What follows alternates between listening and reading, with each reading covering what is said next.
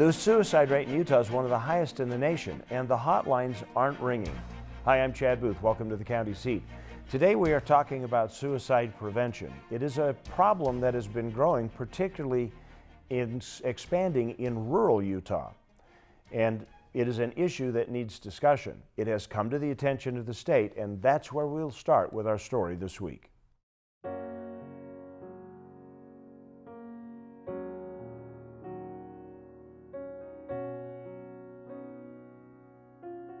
We rank in the top 5 states for suicides per capita, and recently our 10 to 17-year-old age group, death by suicide became the #1 cause of death, surpassing accidents, traffic accidents. Most survivors will say that they made the decision to end their life within 15 minutes of making the attempt. So it really is an impulsive thing. And if they can just get through the next few minutes, then they'll live. If they have someone that they can reach out to, then they'll live. Statistically, we know that if they are connected with someone that can help them, if they are able to talk to a therapist or a licensed clinical social worker during the 15-minute danger zone, then they live. Myself and Senator Thatcher are working on a 3-digit statewide crisis number. Right now there are about at least 19 crisis lines across the state. Some of them are staffed sporadically. Some I found go to a voicemail. Some might go to 911 dispatch, which is not the best place necessarily for a call to go. And so we're looking at one resource that all counties and cities in the state could utilize. There was one case that I heard where I was listening in because I wanted to see, how they do things. Well, I listened to this worker down at the University of Utah take a phone call where there was nothing on the other end. And in my head, I'm thinking, okay, well, that's fine, hang up and wait for the next call. But because this person was trained, instead of saying that, what she said was, take all the time you need. I'm right here and I'm not going anywhere. I'm going to stay right here with you. And then we heard this tiny little sob on the other end of the line.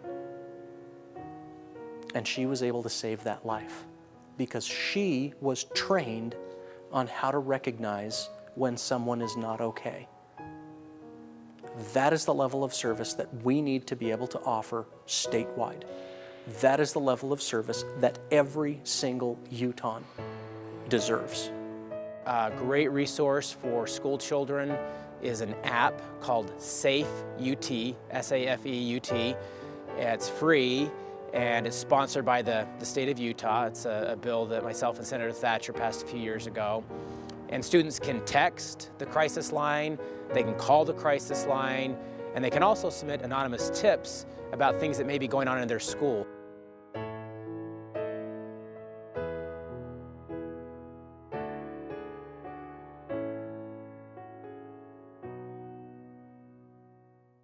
Well, let's find out a little bit about the SafeUT program and suicide prevention in rural communities. We'll start that discussion when we come back on the county seat.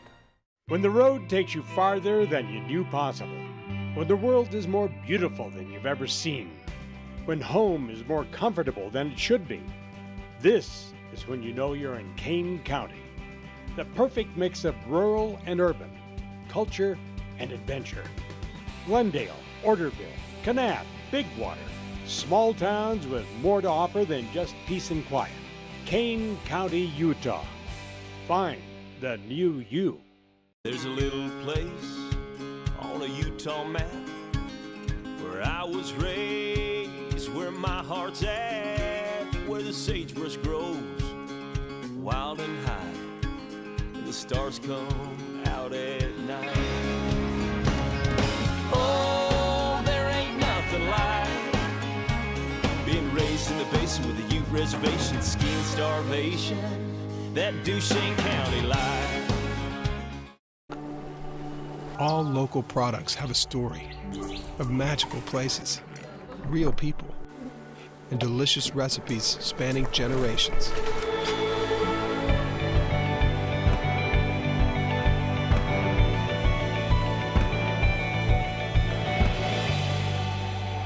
So go ahead and discover flavors you've never tasted, and friends you never knew you had.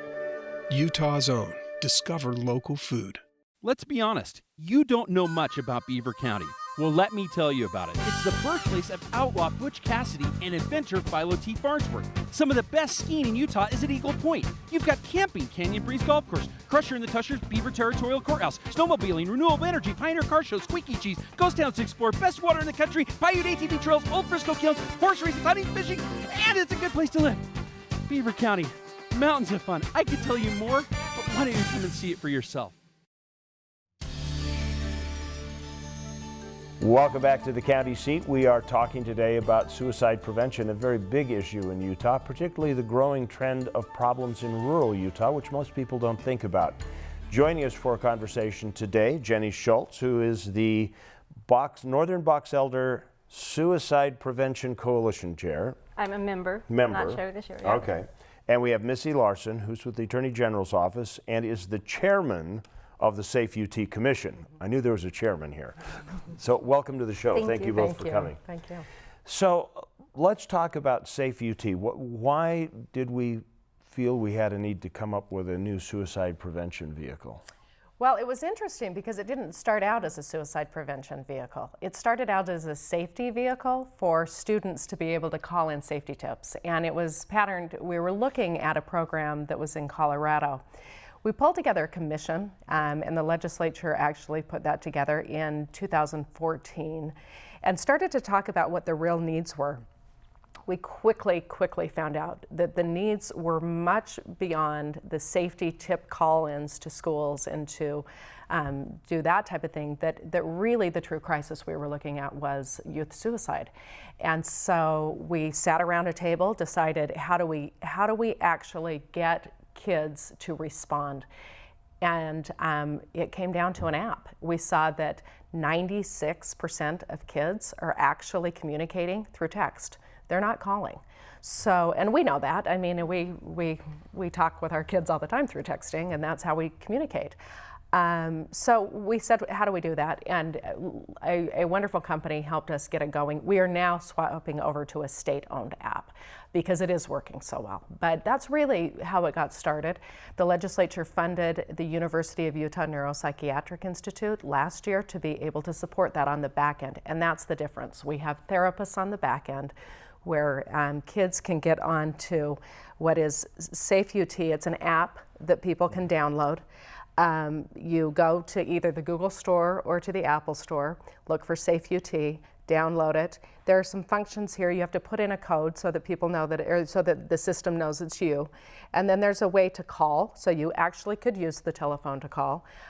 Chat, so that you can text or use the app to reach a therapist any time of the day, 24/7. Interestingly, in the summer, peak time for kids to reach out to therapists, 4 a.m. And so parents, kids are up and they're needing help, and in the middle of the night they reach out in the summer. After in the school year, interestingly, it's 5 p.m. where the peak time is. Who are they talking to?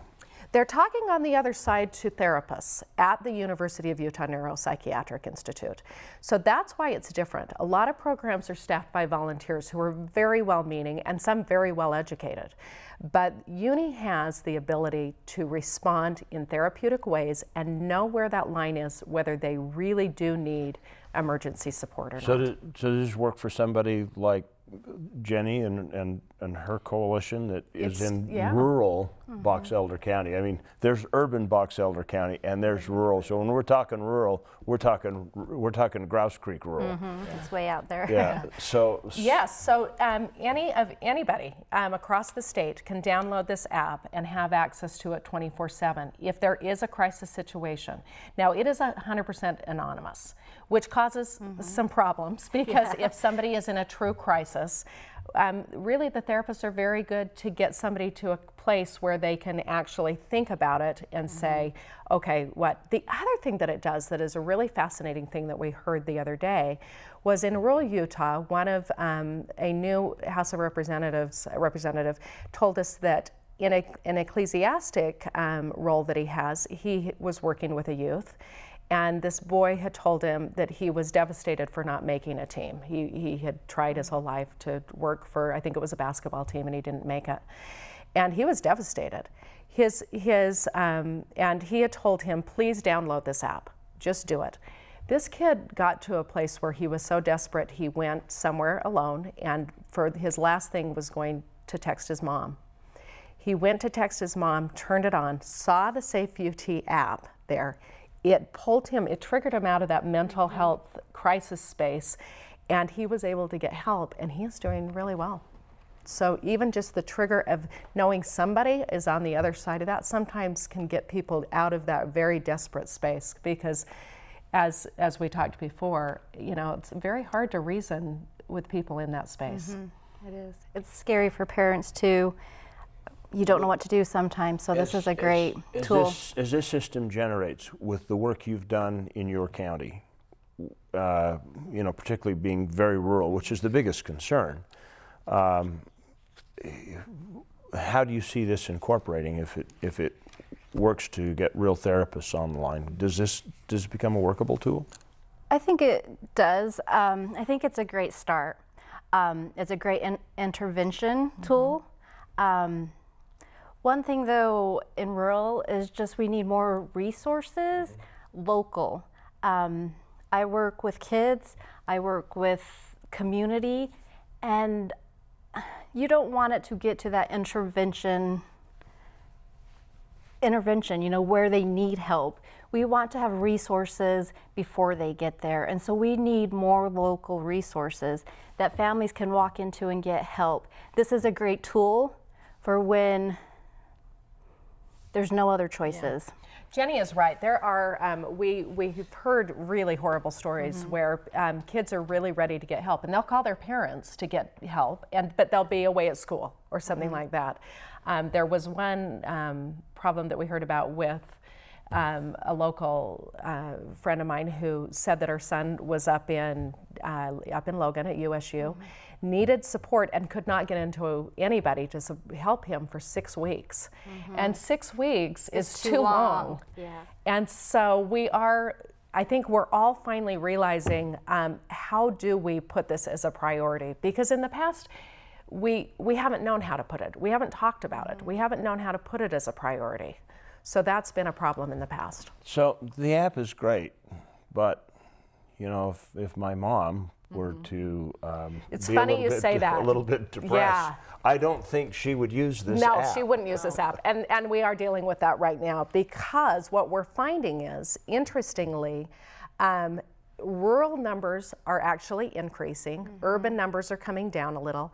The crazy thing about the age statistic, though, is that the youth statistics from 2015 to 2016, the same period between January and August, youth statistics were down a little with how many in the pure numbers.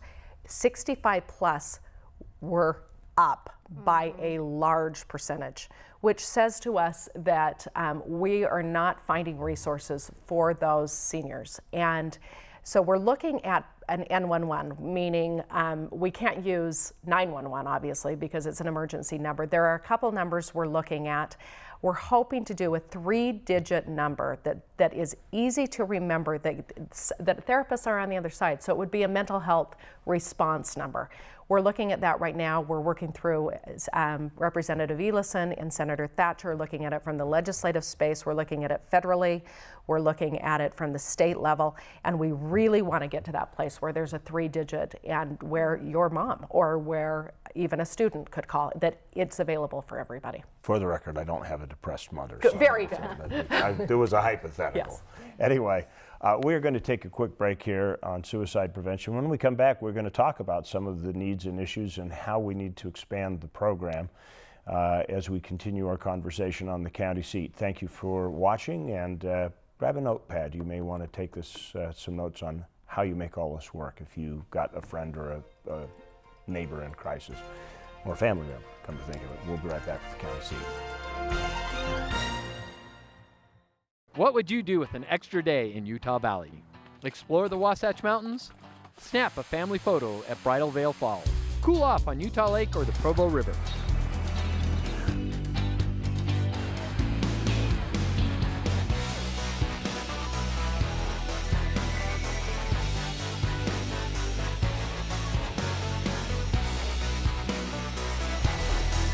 No matter what you're searching for, you can find it in Utah Valley. Bring everyone together.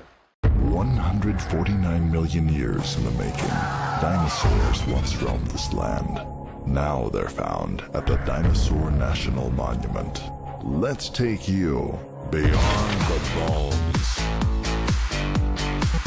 We call it Dinosaur Land. You'll find it offers adventures and sights not seen anywhere else in the world. Come to Dinosaur Land, Vernal, Utah. You'll want to stay forever. The dinosaurs did. Shopping in Davis County has never been better. Experience Station Park, Northern Utah's premier gathering place for shopping, dining, and entertainment. With over 100 shops, Station Park is something for the whole family. Or explore the shopping possibilities this season under one roof at the Layton Hills Mall. Both are conveniently located north of downtown Salt Lake, just off I-15. Come take advantage of special discounts and a wide selection of stores. Visit playindavis.com for more info. Color. It's something that can be seen. But have you ever wanted to reach out and touch it? Experience it. In San Juan County, Utah, color comes to life like nowhere else on earth. Color can be more than an abstract. Color can be your gateway to a new world. Visit San Juan County and explore the past, present, and future in a way that you've only dreamed of. San Juan County. Color your experience. Welcome back to the county seat. We are talking about the problem of, no, not just youth suicide, suicide in general in the state of Utah. A big problem, particularly a growing problem in rural communities, a stabilized problem, but a problem nonetheless in the urban areas. We talked earlier about resources and how you get resources into the rural communities. This obviously looks like a legitimate tool because you are now connecting people with a therapist when they're at the crisis level. What do you think is the long-term? How do we solve the problem and bring the suicide rate down? How do we make people happier? You know, I think Jenny hit on a true thing that we all need to think about. And how do we do prevention? How do we step back and really deal with what's underneath the problem? And so, you know, Boys and Girls Club, which I would like to hear more about some of the programs that you do there to find out how you are engaging kids to get better self-esteem, to know that they're cared about, that they're not bullying, that they're not, interestingly, kids go home and they're not in a situation where they can get away from bullying anymore. So what are you doing at Boys and Girls Club? You know, I think just giving kids opportunities and teaching them skills. One thing I think is really important is today we are so afraid to let kids fail. And failure is a part of life, and it's going to happen. And so let kids try new things. And if they're not great at it, it's not a big deal. They're going to find something else that they're great at one day. I think that's a big thing. Kids are so scared to fail, and there's no reason to be scared to fail. And so I think as parents, sometimes sit down and talk about maybe the successes you had that day, but also maybe your failures. And be okay with that and be their biggest advocate even when they're failing. And another thing we've got to get another skill is letting kids solve their own problems. So have those conversations. Okay, what went good, what didn't? How could we fix it next time? That's something that kids don't have today. They never get to solve their own issues. And I think that's a tool that we try to give them at the Boys and Girls Club by giving them opportunities and new experiences. And sometimes they fail and sometimes they succeed, and both is good. So as a frontline person, do you find that actually, can you see that process work where it takes somebody as a kid comes into the program that's struggling a little bit and you can see them blossom? Do you actually see it?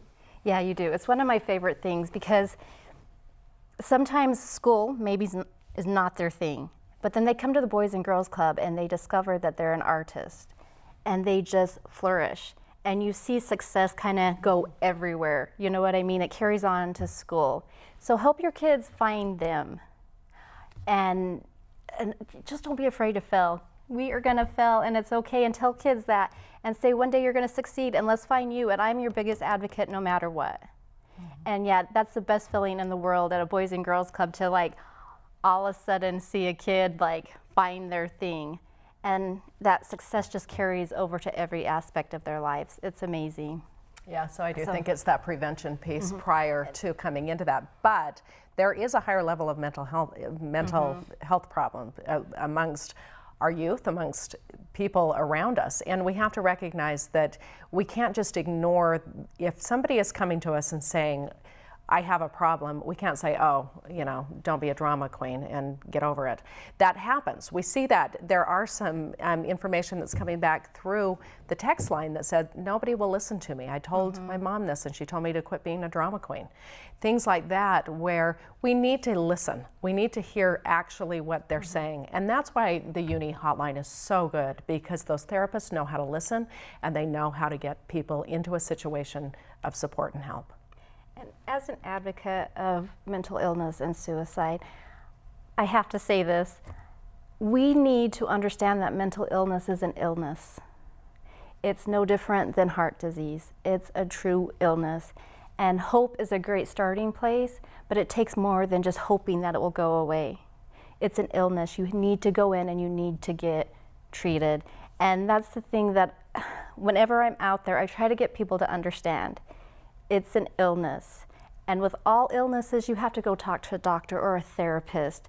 Like I said, you can't will it away. Somebody wouldn't go into a hospital and complain of chest pains and we just say, well, we hope that goes away, or buck up. No, they treat it. And mental illness is an illness, and we've got to change that stigma. And I just want people to understand that, because there are so many people I've got the chance to talk to out in our little community. And they just, you know, they think their family members are maybe weak. And they're not, they're sick. So we need to change that stigma, and this is a great starting point. It is. But more resources need to come to our community, and we have to do more research. We need to understand mental illness if we are going to defeat it. And our families, they deserve it. And these poor people dealing with mental illness, they need our help. And more needs to be done. So this is a great starting point, and thank you. But let's remember, more needs to be done. Great. We'll come back for a wrap up in just a minute. You're watching The County Seat. Very impassioned plea. We'll be back on our discussion on suicide prevention. There is a place where looking out means looking in, where an impression lasting only a few seconds will be imprinted on a life forever. Where courage is forged and innocence rediscovered, where remembering is rewarding and forgetting unforgettable. There is a place where truth is felt and where seeing is believing. There is a place.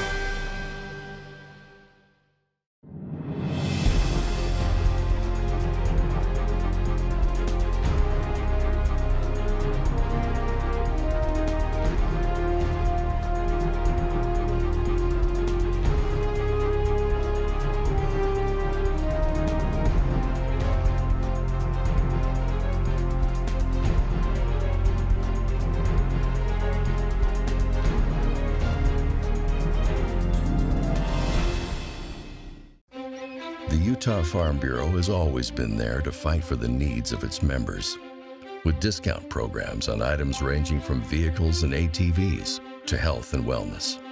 The membership fees aren't big, but the results are. We've been around since 1916, and we're not leaving anytime soon. Utah Farm Bureau. We work for those who work to feed the world.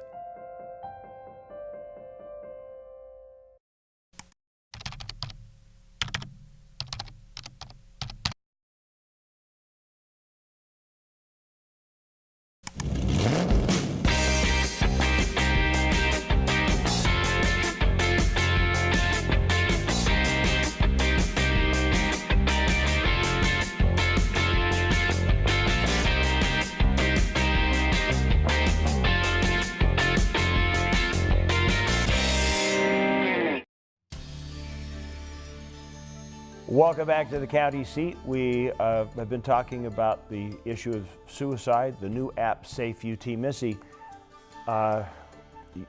you demanded at a seminar I was at where I first was introduced to SafeUT that I download the app. I have it on my phone. Explain again to people how to download it. Yeah. Okay, so you will go just into an Apple or whichever phone you have, Google Play or Apple. Go in, look for SafeUT, and as you download that, there will be a place where you just put in a code and you'll have access immediately to therapists on the other side of an app, which is amazing. And many students are using it. September alone, the increase of downloads went from 3,000 up to 8,000. And there were over 700 kids who, or it could be adults, because adults can use it as well. I was one of them, because you told me to. Yeah.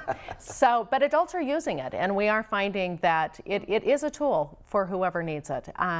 We are focusing on the youth because the youth suicide rate is so high in Utah, and we are trying to find solutions for that, but we're also looking for the solutions for the overall problem as well. So, Boys and Girls Club, prevention in rural communities. How do people generally and specifically Box Elder find out about them?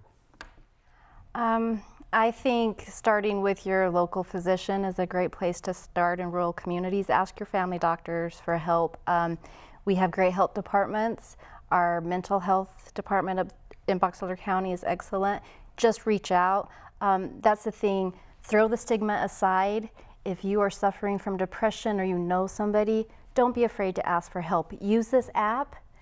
Just reach out and start asking, because there's people out there who want to help. Yeah. The other thing is, it just doesn't have to be suicide. It could be if kids are depressed, if they are cutting, if they are anorexic, bulimic, if there are any sorts of issues that need support where they don't know where to look for a mental health crisis, for things that maybe their friend is in a situation they don't know what to deal with. Maybe their friend told them something that they don't know what to deal with. They are able to use this resource for any of that. So it is a SafeUT app for just making yourself secure. Yeah. Thank you both for coming. This has been a great conversation. Thank you for joining us. Remember, local government is where your life happens. Be involved, be part of the solution, and we'll see you next week on the County Seat.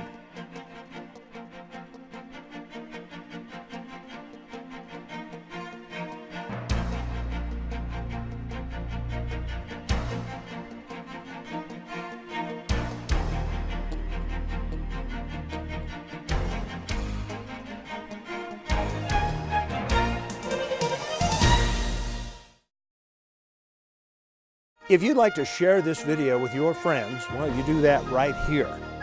If you would like to subscribe to our YouTube channel, you do that over here. If you'd like to interact with us on the County Seat, that happens over here. If you want to watch the next episode of the County Seat, you can catch it Saturday night at 11 or Sunday morning at 8:30 on ABC4 Good for Utah.